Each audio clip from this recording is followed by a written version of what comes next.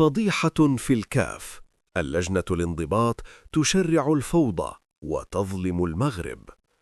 ما حدث اليوم ليس مجرد قرارات تأديبية، بل هو ذر للرماد في العيون ومحاولة بئيسة لخلط الأوراق. لجنة العقوبات بقرارها هذا تشجع بوضوح على الانفلات الرياضي داخل الملاعب الإفريقية.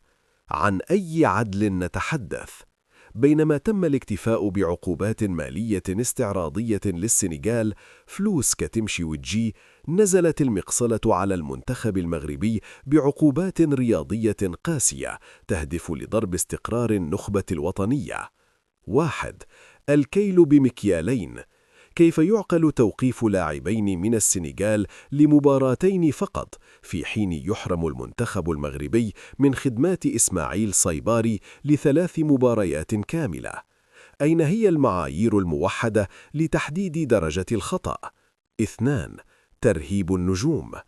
وضع النجم أشرف حكيمي تحت سيف موقوفة التنفيذ هو محاولة لتقييد حركته وضبطه نفسيا في القادم من المواعيد رغم انضباطه المشهود.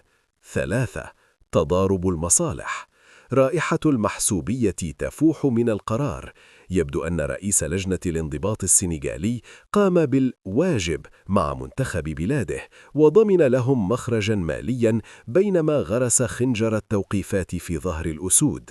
هذه القرارات المجحفة هي دعوة صريحة للفوضى. السنغال نالت عقوبة جيب والمغرب نال عقوبة إقصاء. ننتظر رداً حازماً وقوياً من الجامعة الملكية المغربية لكرة القدم لاستعادة حقوقنا ووقف هذا العبث الذي يمارسه أولاد القاف في دهاليز الكاف. السكوت على هذه المهزلة مرفوض.